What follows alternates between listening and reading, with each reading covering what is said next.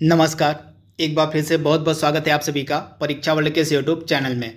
दोस्तों, SSC MTS 2021 की परीक्षा के लिए हम जो जनरल अवेयरनेस की मोस्ट एक्सपेक्टेड एमसीक्यूज की सीरीज चला रहे हैं उसका जो भाग 10 है उसको आज हम कंप्लीट करेंगे। तो चलिए वीडियो को शुरू करते हैं और देख लेते हैं कि आज का हमारा जो भाग 10 है इसमें हमने कौन कौन से बेहतरीन प्रश्नों को सम्मिलित किया हुआ है। दोस्तों, ये सभी जो प्रश्न आपके हैं एसएससी एमटीएस की जो आपकी परीक्षा होने वाली है 5 अक्टूबर से 20 अक्टूबर के मध्य, उसके लिए बहुत ही ज़्यादा इंपॉर्टेंट प्रश्न। तो इस सीरीज को आपको डेली बेसिस पर फॉलो करना है। तो पहला प्रश्न यहाँ पे हमारा नेशनल वाटरवे 1 की यहाँ पे बात हो रही है कि किस राज्य से नहीं गुजरता, आपको बताना है।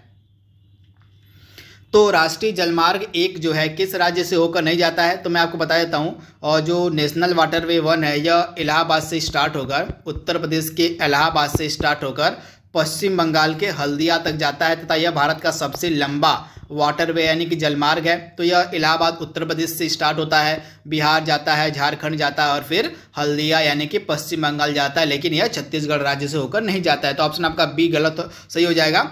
जो नेशनल वाटरवे 1 है यह छत्तीसगढ़ राज्य से होकर नहीं गुजरता है। बाकी जो तीनों राज्य आपके हैं पश्चिम बंगाल, बिहार, झारखंड से यह जाता है तथा इसकी शुरुआत होती है इलाहाबाद उत्तर प्रदेश से तथा यह कहाँ तक गया है तो पश्चिम बंगाल हल्दिया में जो जगह यहाँ तक गया है। तो आप इसे ध्यान में रखिएगा। अगला प्रश्न यहाँ पे हमारा है बिहार विश्व स्वास्थ्य संगठन का मुख्यालय आपसे पूछा जा रहा है। तो विश्व स्वास्थ्य संगठन का मुख्यालय कहाँ पे है, तो स्विट्जरलैंड के जिनेवा शहर में। ऑप्शन एक आपका बिल्कुल सही हो जाएगा। स्विट्जरलैंड का जो जिनेवा शहर है यहीं पे आपको मिलेगा विश्व स्वास्थ्य संगठन का हेडक्वार्टर। तो आप इसे ध्यान दीजिएगा। इसके वर्तमान में प्रमुख कौन है, टेड्रोस अधानोम। कौन है, टेड्रोस अधानोम जो है वर्तमान में इसके प्रमुख हैं WHO के। अगला प्रश्न यहाँ पे हमारा है अकबर के नवरत्नों में से इसमें से कौन सम्मिलित, आपको बताना है। तो आपको पता होगा अकबर के दरबार में 9 रत्न थे, जिनमें से तानसेन एक था, राजा मानसिंह एक था और बीरबल एक था। यानी कि तीनों जो थे अकबर के 9 रत्नों में से अकबर के 9 रत्नों में सम्मिलित थे। तो इनके बारे में आपको याद रखना है। अगला प्रश्न यहाँ पे हमारा है हमारा जो राष्ट्रीय गान है किसके द्वारा लिखा गया है, यानी कि हमारा जो नेशनल एंथम है, भारत का जो नेशनल एंथम है यह किसने लिखा है।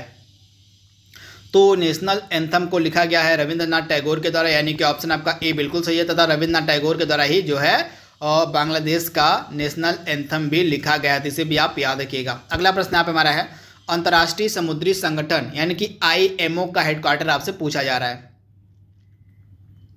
तो अंतर्राष्ट्रीय समुद्री संगठन का हेडक्वार्टर मिलेगा आपको लंदन में, यानी कि ऑप्शन आपका ए बिल्कुल सही है, लंदन। अगला प्रश्न यहाँ पे हमारा है मोहिनी अट्टम का संबंध किस राज्य से है। यह एक शास्त्रीय नृत्य है, आपको बताना है किस राज्य का शास्त्रीय नृत्य है।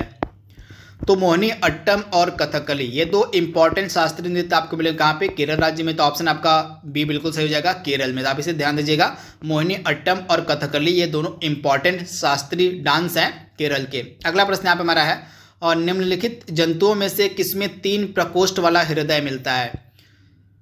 तो काफ़ी इंपॉर्टेंट प्रश्न था इसका। यहाँ पे मैंने लिख दिया है किन जंतुओं में किस प्रकार का हृदय पाया जाता है। तो मेढक, सांप, छिपकली में जो है 3 प्रकोष्ठ वाला हृदय मिलता है। यानी कि मेनली जो उभयचर होते हैं वहाँ पे देखने को मिलता है 3 प्रकोष्ठ वाला हृदय। मछली में 2 प्रकोष्ठ वाला हृदय पाया जाता है और बंदर में और मगर में 4 प्रकोष्ठ वाला हृदय मिलता है। तो इसके बारे में आपको ध्यान रखना है। आपको बताना है कि परमाणु रिएक्टर जो होता है यह किस सिद्धांत पर कार्य करता है। तो परमाणु रिएक्टर आपका कार्य करता है नाभिकीय विखंडन की प्रक्रिया पर, यानी कि ऑप्शन आपका ए बिल्कुल सही है, नाभिकीय विखंडन की प्रक्रिया पर कार्य करता है परमाणु रिएक्टर, यानी कि ऑप्शन आपका ए 100% सही है। अगला प्रश्न यहाँ पे हमारा है और निम्नलिखित में से कौन सीमेंट का मुख्य घटक है। तो दिए गए ऑप्शंस में से सीमेंट का मुख्य घटक आपको मिलेगा जिप्सम, यानी कि ऑप्शन आपका जो डी है बिल्कुल सही है, जिप्सम। और दंत विशेषज्ञों के द्वारा किस प्रकार का दर्पण इस्तेमाल में लाया जाता है, यानी कि किस प्रकार के शीशे का इस्तेमाल किया जाता है, जो डेंटिस्ट होते हैं उनके द्वारा। तो डेंटिस्ट के द्वारा जो है अवतल दर्पण का इस्तेमाल किया जाता है तथा अवतल दर्पण का एक नाम और है नतोदर। तो आप याद देखिएगा, या तो नतोदर कह लीजिए या तो अवतल दर्पण। इसका राइट आंसर हो जाएगा ऑप्शन बी, नतोदर शीशा या अवतल शीशा, यानी कि अवतल दर्पण। तो आप इसे ध्यान दीजिएगा।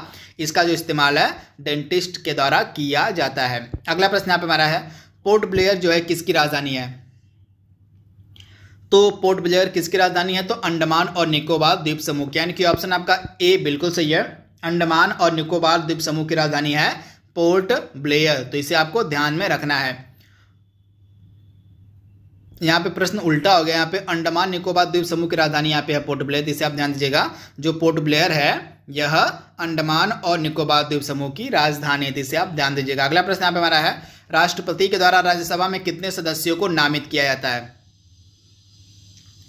तो राष्ट्रपति के द्वारा राज्यसभा में जो है कितने सदस्यों को नामित किया जाता है? तो 12 सदस्यों को। ऑप्शन आपका जो बी है बिल्कुल सही है। राज्यसभा में जो है 12 सदस्यों को नामित करता है राष्ट्रपति, तो आप इसे ध्यान दीजिएगा। तथा जो राज्यसभा यह भारत का अस्थायी सदन है, तो आप इसे ध्यान दीजिएगा। तथा इसको हम कहते हैं अपर हाउस के नाम से इसको जाना जाता है। तथा इसके जो चेयरपर्सन होते हैं वो वर्तमान में कौन है? इसके सभापति राज्यसभा के, राज्यसभा के सभापति वर्तमान में है एम वेंकैया नायडू, यानी कि जो हमारे उपराष्ट्रपति होते हैं वही चेयरपर्सन यानी कि सभापति होते हैं राज्यसभा के, जिससे आप ध्यान दीजिएगा। अगला प्रश्न यहाँ पे हमारा है, उस मंदिर का आपको नाम बताना जो एलोरा महाराष्ट्र में स्थित एक प्राचीन हिंदू मंदिर है, जो चट्टानों को काट कर बनाया गया सबसे बड़े मंदिरों में से एक है। तो इस प्रश्न का राइट आंसर हो जाएगा कैलाश मंदिर जो है यह महाराष्ट्र एलोरा महाराष्ट्र में स्थित एक प्राचीन हिंदू मंदिर है, जो चट्टानों से काट कर बनाए गए मंदिरों में से एक है। तो ऑप्शन आपका डी बिल्कुल सही हो जाएगा, कैलाश। और नेफ्रॉन जो है किसकी कार्यात्मक इकाई आपको बताना है? तो नेफ्रॉन जो है गुर्दे की यानी कि किडनी की कार्यात्मक इकाई को कहते हैं। तो ऑप्शन आपका ए बिल्कुल सही है, किडनी यानी कि गुर्दा का। तो आप इसे ध्यान दीजिएगा। अगला प्रश्न यहाँ पे हमारा है, पीएम किसान योजना के तहत कुल कितनी राशि किसानों को दी जाती है एक साल में? तो एक साल में टोटल 6,000 रुपये दिए जाते हैं किसानों को। टोटल त्रैमासिक यानी कि 3 महीने के अंतराल पर 2-2 हज़ार रुपये दिए जाते हैं। जैसे आप ध्यान दीजिएगा 3 महीने के अंतराल पर 2-2 हज़ार रुपये दिए जाते हैं प्रधानमंत्री किसान निधि के और पीएम किसान योजना के तहत, आप इसे ध्यान दीजिएगा।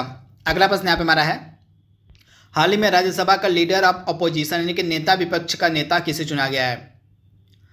तो लीडर ऑफ अपोजिशन यानी कि नेता विपक्ष किसको चुना गया है? तो मल्लिकार्जुन खड़गे को। ये हैं आपके कांग्रेस के लीडर हैं, तो इनको राज्यसभा का लीडर ऑफ अपोजिशन चुना गया है। तो मल्लिकार्जुन खड़गे इसका राइट आंसर हो जाएगा। अगला प्रश्न यहाँ पे हमारा है, हाल ही में भारत का पहला फायर पार्क किस राज्य में स्थापित किया गया है? वेरी वेरी इंपॉर्टेंट प्रश्न। तो भारत का पहला जो फायर पार्क है यहाँ पे स्थापित किया गया भुवनेश्वर में। भुवनेश्वर कहाँ पे आपको मिलेगा? तो उड़ीसा में। तो उड़ीसा की जो राजधानी आपकी भुवनेश्वर है, यहीं पे भारत का पहला फायर पार्क स्थापित किया गया है। तो आप इसे ध्यान दीजिएगा, वेरी वेरी इंपॉर्टेंट। तथा उड़ीसा में ही जो है हॉकी का जो है अगला वर्ल्ड कप खेला जाएगा। तो इसे भी आप याद रखिएगा, हॉकी का जो अगला वर्ल्ड कप है यह खेला जाएगा उड़ीसा में ही। अगला प्रश्न यहाँ पे हमारा है, 51वें भारतीय अंतर्राष्ट्रीय फिल्म महोत्सव का फोकस देश कौन सा है? कौन सा था, मतलब ये आयोजित हो चुका है। तो 51वें भारतीय अंतर्राष्ट्रीय फिल्म महोत्सव का जो फोकस देश था वह था बांग्लादेश, यानी कि ऑप्शन आपका बी बिल्कुल सही है, बांग्लादेश इसका राइट आंसर हो जाएगा। अगला प्रश्न यहाँ पे हमारा है, हाल ही में भारत का पहला ऑटोमेटेड नोट प्रोसेसिंग सेंटर कहाँ पर खोला गया? वेरी वेरी इंपॉर्टेंट प्रश्न। तो भारत का पहला जो ऑटोमेटेड नोट प्रोसेसिंग सेंटर खोला गया जयपुर में। ऑप्शन आपका ए बिल्कुल सही है, जयपुर। तो ये किसी भी करंट अफेयर्स के प्रश्न, इनके बारे में आपको ध्यान रखना है। अगला प्रश्न यहाँ पे हमारा है, विश्व हिंदी दिवस प्रतिवर्ष कब मनाया जाता है? वेरी वेरी इंपॉर्टेंट प्रश्न। तो दोनों मैं आपको बताया जाता हूँ, विश्व वाला भी भारत वाला भी। तो 10 जनवरी को आपका होता है विश्व हिंदी दिवस, और 14 सितंबर को आपका होता है नेशनल हिंदी डे। तो इसे भी आपको याद रखना है। अगर राष्ट्रीय हिंदी दिवस पूछे तो आपका आंसर हो जाएगा 14 सितंबर। अगर विश्व हिंदी दिवस आपसे पूछे तो 10 जनवरी आपका राइट आंसर हो जाएगा। दोनों आपको याद रखना है। तथा 9 जनवरी को कौन सा दिवस होता है? 9 जनवरी को हम मनाते हैं प्रवासी भारतीय दिवस। इसे भी आप याद रखिएगा, प्रवासी भारतीय दिवस को मनाते हैं 9 जनवरी के दिन। अगला प्रश्न यहाँ पे हमारा है, आईपीसी की धारा 377 का संबंध किससे है?